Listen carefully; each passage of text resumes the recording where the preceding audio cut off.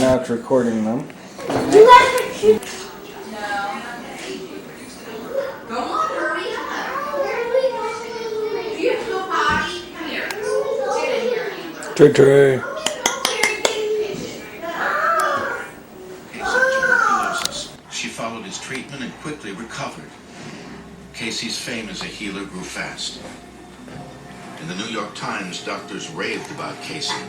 His psychologic terms would do credit to any professor of nervous anatomy, while in his normal state he is an illiterate man.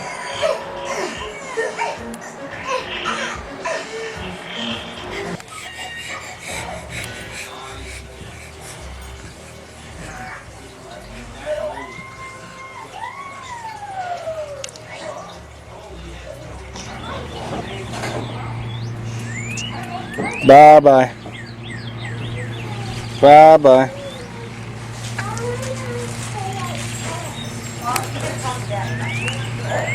Come on, pal. Let's play some more. But not so healthy that you will be allowed to give back your TARP money. Jojo, where's Trey? Where's Trey? Go get him.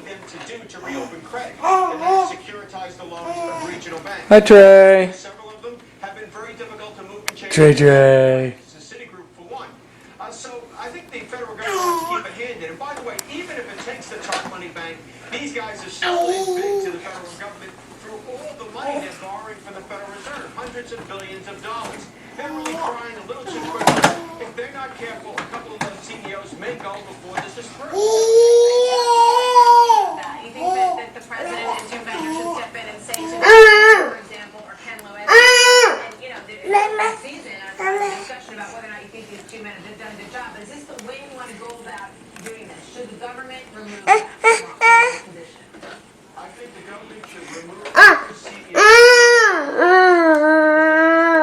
fulfilling their responsible role in the credit system and reforming themselves procedurally so they don't get into this mess again. You know, for the last 2 weeks that if they have the TARP money, we're entitled to say something that's about compensation. If the suit goes on, we don't. The fact of the matter is, that talk is around, Martha, especially at the FCC. And I think if you look back at the Chris Cox era and the whole notion of lack of regulation and what President Obama has experienced as he's gone over to Europe and heard from world leaders that they believe there's a need for additional regulation, that conversation is ongoing. But if your point is you haven't seen the action, that's true too.